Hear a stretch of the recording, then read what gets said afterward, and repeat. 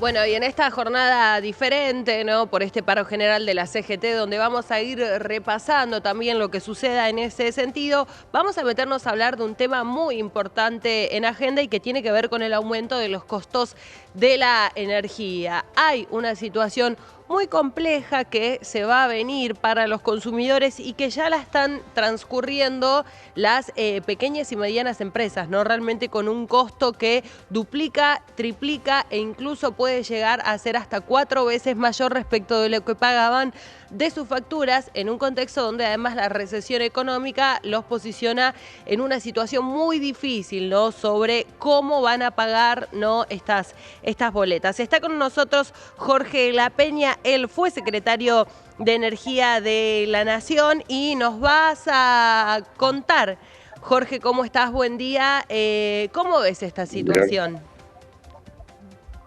Bueno, como todo el mundo sabe, uno de los problemas más importantes que enfrenta el actual gobierno y el anterior son la fijación de las tarifas energéticas de forma de poder retribuir los costos en que incurren las empresas para prestar los servicios de la calidad que todos aspiramos, ¿no? La luz, el gas, y en fin.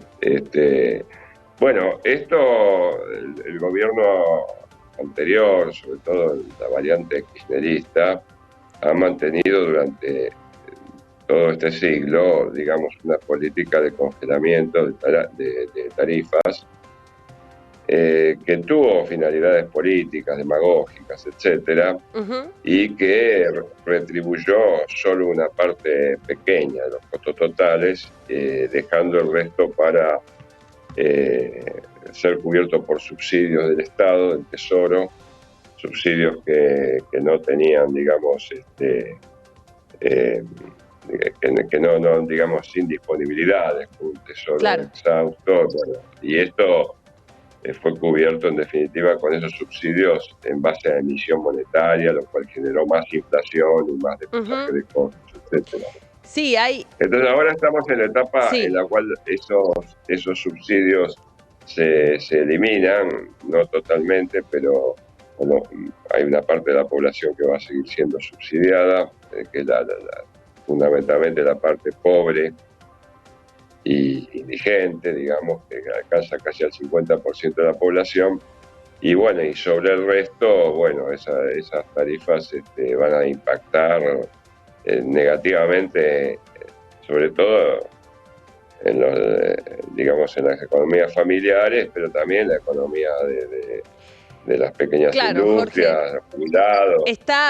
Está claro que había un atraso en las tarifas, ¿no? Algunos representantes, ¿no? Por ejemplo, del sector industrial que aquí conversan con nosotros nos dicen: nosotros no decimos que no se tendría que haber ido, ¿no?, a un sinceramiento con respecto al costo de la energía, pero que sí tal vez hubieran necesitado que se haga de una forma más progresiva, ¿no? Y que no se multiplique por 3, por 4, por 5 tan rápido lo que ellos tenían que pagar, porque particularmente en estos meses donde la actividad ha caído mucho, les cuesta hacer cuentas, ¿no? Que tal vez si se hubiera hecho de forma escalonada, podrían acomodarse mejor a lo que implique, ¿no?, ese sinceramiento. ¿Cómo ves ese punto?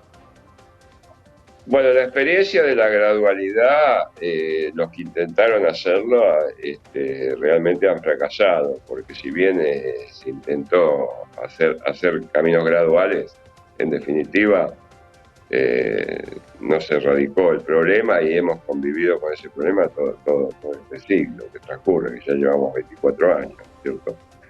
Entonces, en este caso se ha optado por un sistema más de shock. El gobierno no tenía programa, esto no, digamos, estaba en el discurso, pero no en un programa elaborado. Y ahora estamos encontrando frente a este golpe de frente, digamos, este viento de frente que significa la subida de todos los precios, que van junto con la devaluación también que hubo, donde el dólar pasó de 300 pesos a 1000 pesos, y bueno, todo eso ha tenido un impacto muy negativo, y se traduce lógicamente en una baja de la actividad en todos los sectores, ¿no? Es decir, hay menos consumo de los consumos domiciliarios de gas, por ejemplo, menos consumo eléctrico, hay menos crecimiento de la demanda. Estas son todas las cosas que está tratando de hacer la gente para Claro, paliar para que esta no... situación. Bueno, y te voy a preguntar respecto de la situación del gobierno con Camesa. Recientemente se informó, ¿no?, que se le iba a pagar con un bono al 2038 la deuda que se tenía respecto de enero y diciembre. Bueno, evidentemente el Tesoro está exhausto, digamos, para pagar esas deudas había que haber emitido y el gobierno no está emitiendo, y entonces, bueno, esto lógicamente ha enfrentado al problema a las empresas, ¿cierto? En este caso, bueno, podríamos decir que el ajuste no está sobre el público en general, sino sobre las empresas productoras. Uh-huh. Y bueno, creo que, digamos, que es una de las salidas, ¿no es cierto? Una de las salidas es esa porque es una deuda, en definitiva, que el Claro. Estado no puede parar de pagar si no es emitiendo. Y bueno, la emisión generaría más inflación, entonces bueno, ahí se calza un bono. Ese bono, digamos, al principio, el que lo quiera realizar en el momento va a tener una pérdida fenomenal, porque cotizan Claro. al 50% de lo que es su valor nominal. Sí, De sí, sí. forma tal de que el negocio sería que las empresas lo puedan mantener y cobrar intereses en este tiempo hasta que se cobre el Hasta el bono. 2038, claro. Jorge, esto se ha hecho en otros Claro. momentos, ¿no? Digo, ¿se le ha pagado a Camesa con bonos durante otros gobiernos? ¿Tenés recuerdo vos? No recuerdo que se haya hecho, Mm. utilizado. Esto lo usó el ingeniero Alzogaray cuando hizo el bono 9 de julio, ¿no?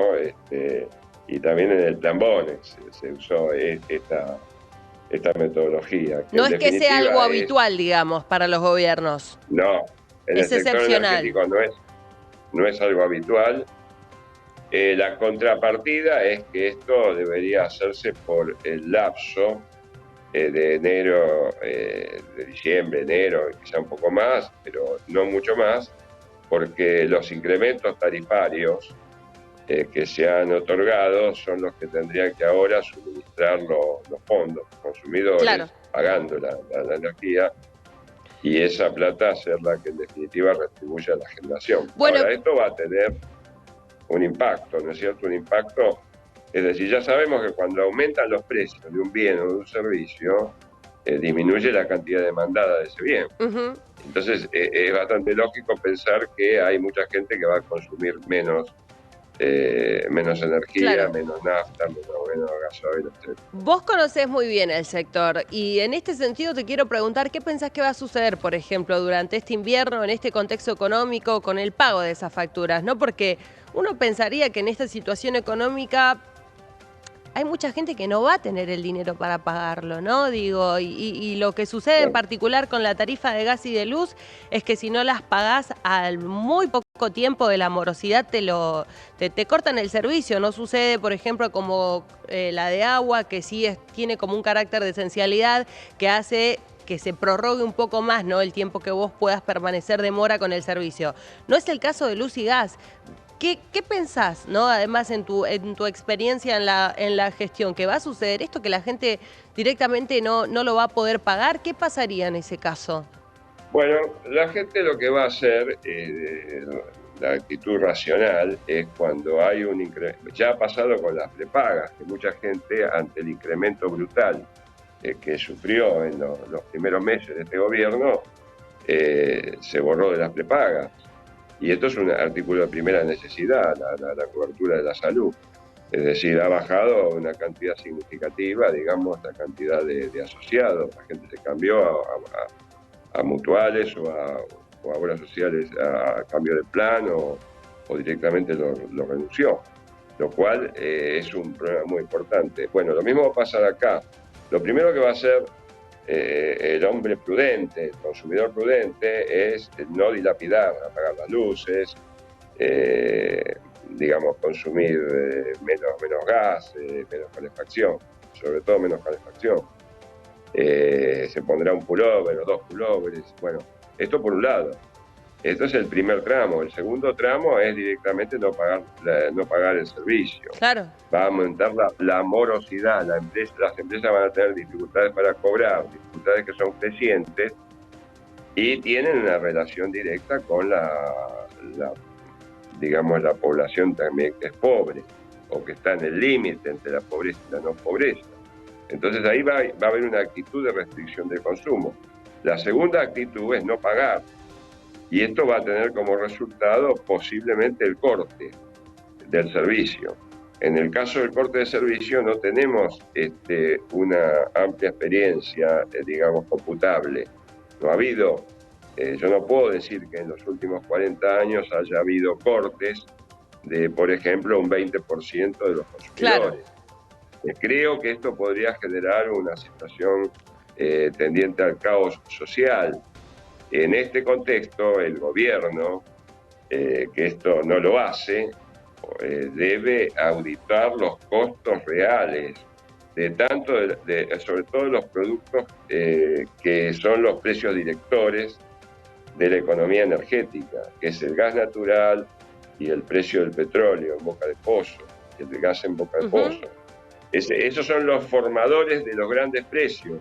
Claro. Entonces, el gobierno va a tener que no validar, como ha hecho hasta ahora, los precios que solicitan las empresas, los sindicatos, las provincias petroleras, digamos, que son precios de transacción acordados en forma corporativa por el gobierno. Creo que ahora... O sea, ¿debería haber intervención, Jorge? Primero debería haber una auditoría de costos de las empresas para estar seguros de que el precio que se paga al consumidor es el precio justo, cosa que no estamos ahora porque la Argentina no tiene tampoco un mercado energético competitivo en el cual haya muchos oferentes, muchos demandantes y los precios sean los precios de competencia. Claro. Ahí tendría que intervenir también la Autoridad de Defensa de la Competencia. Y entonces, bueno, creo que hay un camino largo ahora por recorrer. Y tenemos que estar preparados para entender que esto va a tener un costo social también, un costo social muy importante. Entonces, es importante que los precios sean precios justos. Claro. No los precios que piden las empresas, no los precios que piden los sindicatos para tener buenos salarios. Y, en fin, hay toda una serie de trabajos que el gobierno no ha previsto. El gobierno es un gobierno anárquico que no cree en el Estado. El mismo Milei se define como un anarcocapitalista y como un devoto, llamémosle, del Estado no presente. Entonces es difícil conjeturar cuáles van a ser las acciones de este gobierno para que el problema pueda ser bien tolerado por toda la población.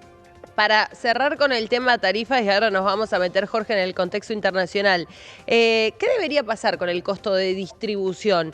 Porque se planteaba esta posibilidad de dejarlo en un monto fijo para todos los usuarios, un monto que había sonado en su momento bastante alto, y a partir de eso lo que se consuma. Vos, como un entendido en el tema, ¿cómo debería cobrarse eso? ¿Proporcionalmente? ¿Un valor fijo? Según la zona, ¿cómo se debería manejar ese tema del que se habló tanto? Bueno, primero esos costos están auditados, esos sí están auditados por el ente regulador, tanto del gas como los costos de distribución, ¿no? Desde el gas como el eléctrico, ¿no? Entonces, bueno, tiene que formar parte de la factura. Evidentemente no es la parte más importante. La parte más importante es el producto, la fabricación de la energía eléctrica, la energía eléctrica generada, o el caso del gas. Luego está claro, pero si te cobran 30.000 pesos de costo de distribución, pasa a ser, tal vez más de lo que consumas. O lo mismo o más puede ser. Bueno, el costo de distribución es una parte, digamos, el 40% es el producto, el gas o la energía eléctrica. El 20% de todo es el IVA.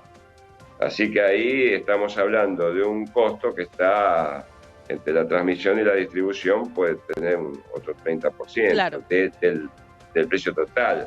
No puede ser mucho mayor a esto. Si es una suma fija o si no es fija, bueno, esto es un tema que habrá que verlo, digamos, hacer las cuentas, pero quiero decir que no es la parte más importante de lo que estamos consumiendo. Cuando consumimos energía eléctrica, lo más importante es justamente el costo de generar esa energía eléctrica, que se genera mayoritariamente con gas. Eso hay que transmitir, ese gas tiene que ser producido en boca de pozo, que es a 1000 kilómetros de distancia, más o menos, de donde estamos nosotros en este momento, transportado y después generar la energía eléctrica. Ese es el gran formador del precio de la tarifa. Luego la distribución es menor porque retribuye los costos comerciales, los Claro. costos del funcionamiento de la compañía que se encuentra cerca de nuestra casa, digamos, de Sur, de Norte, etcétera, y el mantenimiento de la red. Ese no puede ser ese no es el formador de los costos. Bien. Aparte es un precio regulado por el Estado. Vos hablabas un poco de la matriz energética, ¿no? De nuestro país, de cuál es la política energética que tiene Javier Milei y qué sucedió también en otros gobiernos. Desde ese punto de partida y en relación a lo que sucede en otras partes del mundo, ¿cómo entendés debería modificarse esa parte? No sé si tenés, por ejemplo, algo para contarnos respecto de algún otro país donde veas que sí tiene un funcionamiento óptimo de acuerdo, ¿no? a todo lo que contemple el sector. Bueno, en general las tarifas de países, de los países del mundo, son tarifas más altas que las argentinas. Las argentinas son tarifas congeladas, manejadas con, digamos, retribuidas con subsidios de un tesoro exhausto y en quiebra, con un país que tiene una inflación que está en el 250% anual. Es decir, la Argentina no es un ejemplo. Por ejemplo, en Uruguay las tarifas son más altas. La población puede pagar esas tarifas, no hay ningún problema.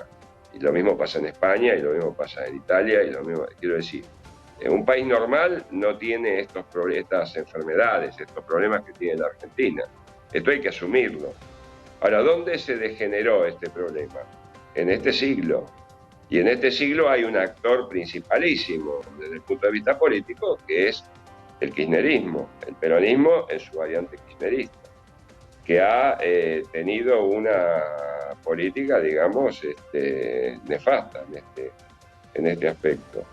Así que, bueno, nosotros tenemos que resolver este problema, pero es un problema que tiene que resolverse también en conjunto con la normalización de la economía de la Argentina y la normalización social. La Argentina ha pasado de tener 5% de pobres hace 40 años, 5, 6, digamos, 1 de cada 20 argentinos pobre, y ha pasado a una situación en la cual 1 de cada 2 argentinos es pobre. Entonces nosotros estamos en una situación, llamémosle, no creo que sea alarmante, pero compleja, digamos, parecida a la que puede haber en África, no la que hay en Europa o en un país normal, o Claro. en Uruguay o en Chile. Entonces, atención con esto, tenemos que tener noción de la enfermedad política y económica que ha tenido la Argentina, sobre todo en este siglo, y bueno, y hay que actuar con precisión de cirujano, ¿no? Al voleo. Y me parece que tener un gobierno que se autodefine como anarquista, que no cree en el Estado y por lo tanto no cree que el Estado tenga que maniobrar en esto, que cree solo en las fuerzas del mercado, bueno, me parece que es peligroso. Y en este sentido, creo que la dificultad que está teniendo el presidente Milei para obtener leyes en el Congreso está hablando de una cierta dificultad en la gobernanza de la Argentina. Es decir, estamos gobernando a los gritos, con insultos, con huelgas, con una situación todavía un poco caótica. No conocemos el discurso, la política oficial de la energía del gobierno, no ha sido capaz de plantearlo ni en forma preelectoral ni ¿Qué a pensás, posteriori. Jorge, de este régimen diferencial para las grandes inversiones que se cree, ¿no? En buena parte también tenga que ver con el sector energético. Bueno, estoy en desacuerdo como está planteado, porque yo he leído la ley de bases y no hay no sabemos qué es lo que se va a promover. Se va a promover cualquier cosa. Entonces no sabemos cómo se va a aprobar un proyecto de promoción. Otra cosa es si hubiera habido un programa que dijera el objetivo del régimen de incentivo de las grandes inversiones, RIGI, está destinado a, por ejemplo, promover la industria petroquímica, o promover la industria láctea, o promover la minería, o promover, es decir, con proyectos concretos. Acá pareciera que están esperando que a algún empresario se le ocurra hacer algo de 200 millones de dólares para promoverlo. Y ese proyecto de 200 millones de dólares, porque es el mínimo, digamos, ese proyecto de 200 millones de dólares no sabemos si es un proyecto interesante para la Argentina o un proyecto negativo para la Argentina. Entonces, no sabemos en qué está inserto. Es decir, hay una idea de convertir a la Argentina en un exportador mundial de gas, pero como gas natural, gas comprimido, gas licuado, gas natural licuado. Pero no hay reservas suficientes como para, ni ningún contrato para firmarse de momento, como para decir que este es un proyecto que va a ser conveniente. Claro. Entonces, en la medida de que estamos haciendo un sistema de promoción de inversiones, que no sabemos qué inversiones va a promover, si va a promover las energías renovables, si va a promover el gas, el petróleo, la petroquímica, fertilizantes, no sabemos. Entonces, esto es tirarse a la pileta en un contexto de donde vamos a ver qué pasa. Bueno, Jorge, muy interesante eso que mencionabas. En otro momento podemos ampliar, si querés, hablando del litio, ¿no? Porque es algo que viene tratando de ponerse en agenda, pero cuesta que llegue a la opinión pública, ¿no? Lo que significa el litio, lo que significan también la cantidad que hay, ¿no? También en territorio nacional, y cómo debería manejarse en este sentido también de acuerdo a la posición que han tomado las distintas provincias al respecto. Así que te agradecemos mucho el contacto y te comprometemos también para en otro momento hacer un capítulo sobre eso. Bueno, muchas gracias. Buenos días. Hasta luego. Quédense, ya seguimos con